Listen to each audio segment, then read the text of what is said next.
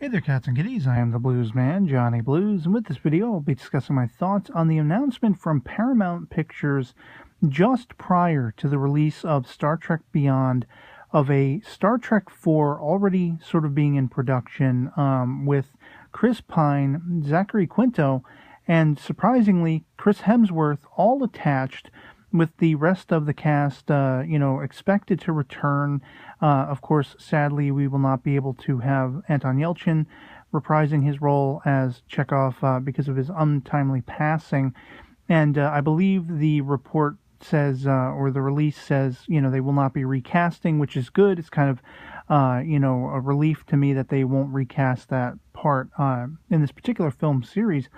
But it's one of those things that, in spite of the fact that Star Trek Beyond kind of has tanked a little bit in the money they've been making, and it's really gonna, kind of call into question whether or not this will still be a project that will move forward.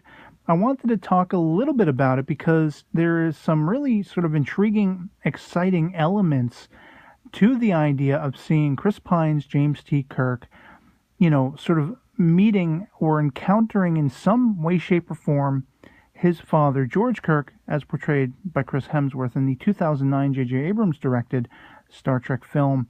And it's going to be one of those things where, like, I really kind of hope we get to see this made. I really hope we get to see this move forward. In my, sort of spoiler-free review of Star Trek Beyond, I mentioned the thought that the character of Jayla, it would be cool if they brought her back and, basically put her in the role of the tactical officer on the bridge of the Enterprise, where they kind of left off. Pick up where they left off with Star Trek Beyond. And of course, the first thing you automatically think about when you hear, oh, James T. Kirk might be butting heads with or encountering his father, is time travel, of course. And for me, immediately out of the gate, I am a time travel fan for the most part, not in every instance, but I've been a lifelong fan of time travel. It's always been an intriguing vehicle to me in storytelling, and because the possibilities are endless. This is probably why I'm a big time Doctor Who fan, even though they don't utilize the time travel thing in every instance. It's one of those things where sometimes it's about the space travel and the aliens and alien cultures and alien worlds, which is something Star Trek really does well, and that kind of thing. And then sometimes the emphasis is time travel. Star Trek has done time travel before, but the problem you inherently run into is the reset button framework. It's one of those things where you've heard people complaining probably that everything that has gone on, all the changes, all the, interactions, whatever like that, it's all reset by the end. None of it ever happened. There aren't consequences. And it's an argument I can get behind. I would rather see a time travel story where, by the time things are all said and done, the changes, the effects, whatever the case may be, have resonating values by the end of the story that will continue on and will, further evolve and shape the future of the characters involved in that time traveling experience. And so I know a lot of people are going to be hesitant and, immediately make that knee-jerk reaction. Oh, it's going to be time travel. Great. Yeah, we already had this with 2009. This is what screwed up Star Trek to begin with, because now it's not the Prime timeline anymore. It's the Kelvin timeline or the JJ timeline or the Abrams verse and all these kinds of different things. And I don't want to really talk about that. I don't want to focus on that. I want to focus on the excitement in the idea that, especially after the Kirk we have portrayed in Star Trek Beyond, who is lamenting the fact that, his sort of going into Starfleet and becoming a captain, as he says in the movie, was just on a dare. It wasn't even sort of his own desire. He was doing it to, prove people wrong about him that had sort of an ill opinion of him and all this kind of stuff. And he was, moved by the idea that he could recapture sort of lightning in a bottle in living up to his father, what his father was capable of, even though this was a man he didn't know. Unfortunately, this was a man who was taken out of his life the day he was born, and it's just sort of the stories that he's heard ever since that, all of this stuff has become a plague to him. in Star Trek Beyond, we see that he's very much, feeling the routine of going to worlds in an ambassadorial sort of framework and, exploring space. Things haven't been as exciting to him. It's gotten routine, and he's begun. I think it's a really interesting parallel, which I did not mention in my, spoiler-free review of Star Trek Beyond.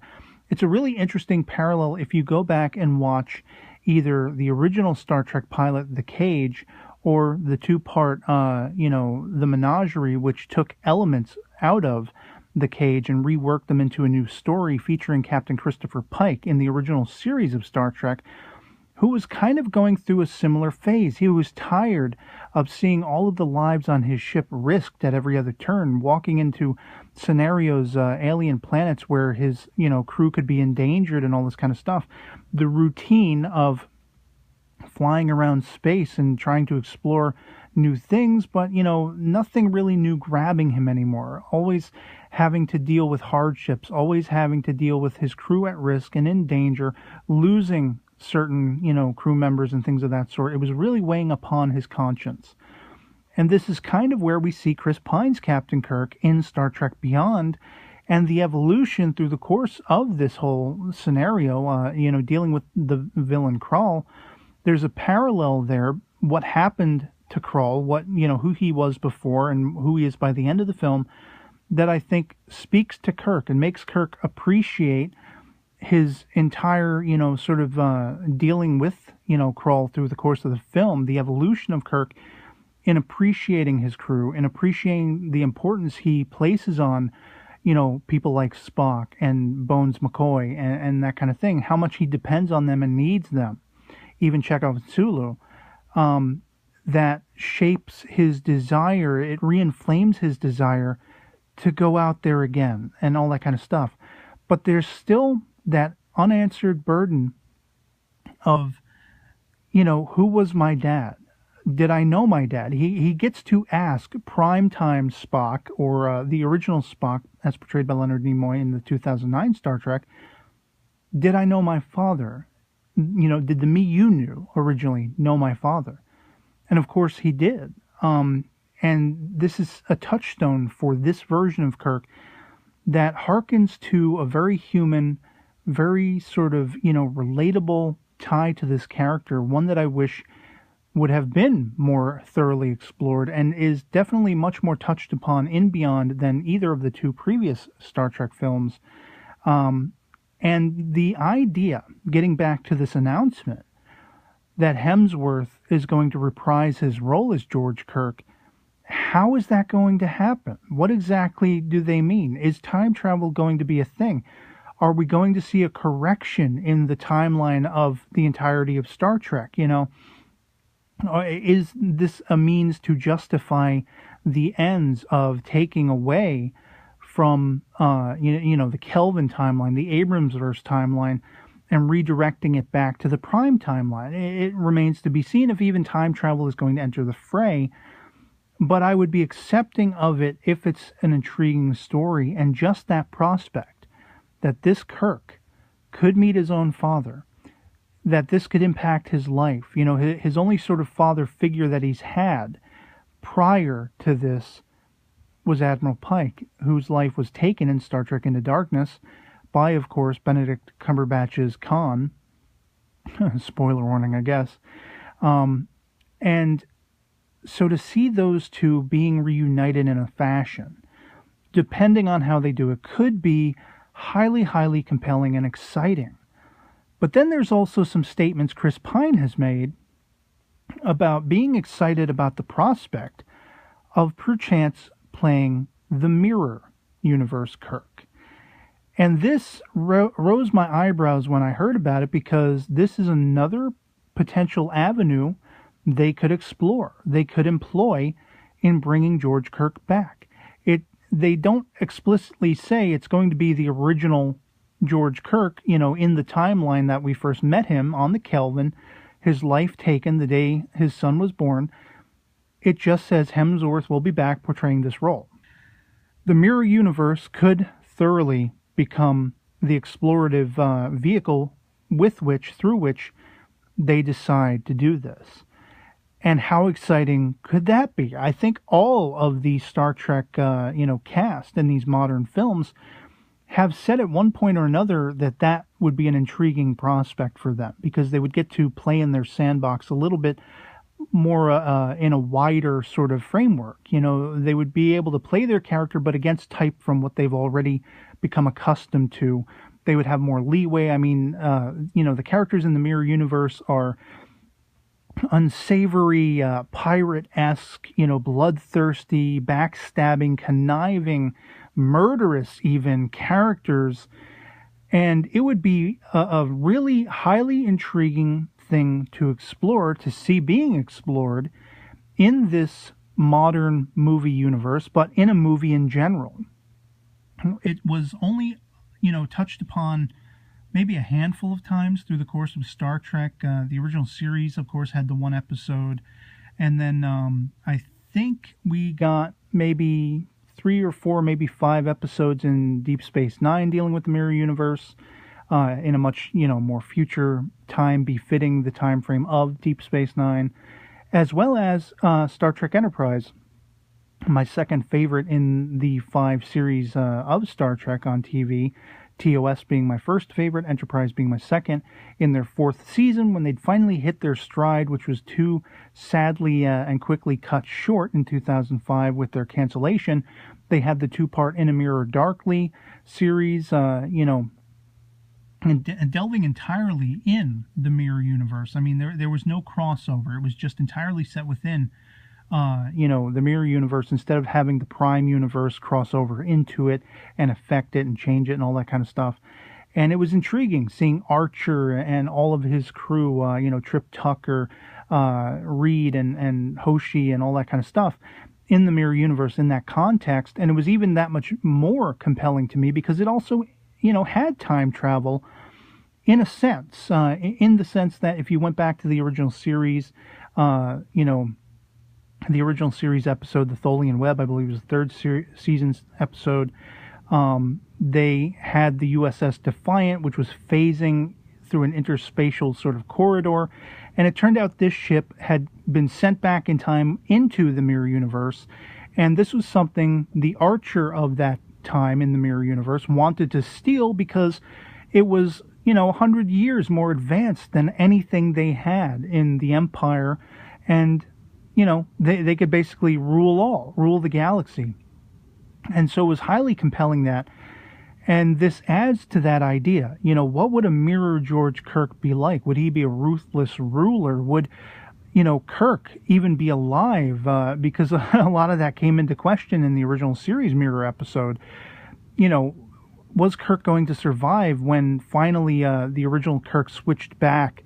If you're not familiar with the Mirror episode from the original series, 4 of the Prime timeline crew members, Kirk, Uhura, Scotty, and I think it was, McCoy, they all switch over because of a transporter accident into the Mirror Universe, and they have Mirror Universe counterparts that once everything is said and done, they switch back, but the Kirk of the Prime timeline, the Prime Universe, if you will, left the Spock of the Mirror Universe with some words that might have influenced his next steps to perhaps, basically take the Mirror Kirk, who was very ruthless and scathing and murderous, down a peg. And you're never really sure what happens next.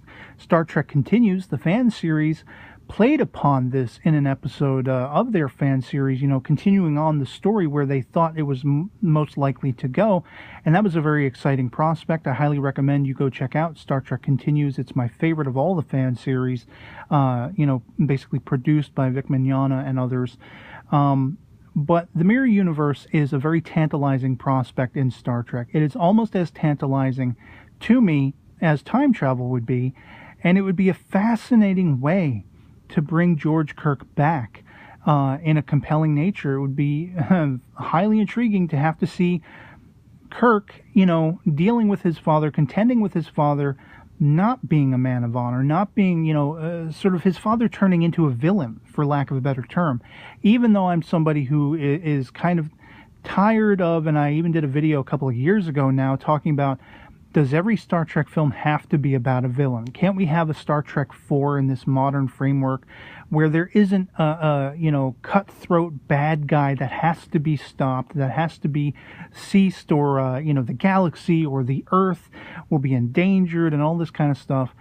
But at the same time, if we're dealing with Kirk's father in the mirror universe, and he is a villain of sorts that might see to, Kirk and his crew in the regular sense, they would have to contend with in order to maybe return back to where they came from or something along those lines, that could be really intriguing as well. I would love to see Justin Lin come back as a director, because I thought he did just gangbusters on Beyond, as well as seeing Simon Pegg and his co-writer return. From what I hear, it'll be the writers of the scripting that was set before Star Trek Beyond, the way we know it now, became what it was. And all of this is going to highly depend on whether or not, Beyond makes enough money to sort of warrant it, I guess. Otherwise, we'll probably be contending with another reboot and whatever like that. But I just wanted to put those thoughts out there. I know I've been rambling on for a little while now. How could they bring Hemsworth's George Kirk back? Time travel, the mirror universe, either one of these prospects is highly intriguing and exciting to me. And I'd love to hear from you guys in the comments below, whether you agree with me, which of these two prospects you would actually favor more, and such like that, whether or not you enjoyed Beyond. And so yeah, otherwise it'll be pretty much it for me on this. Hope this video finds you well, and I'll catch you all later. Peace.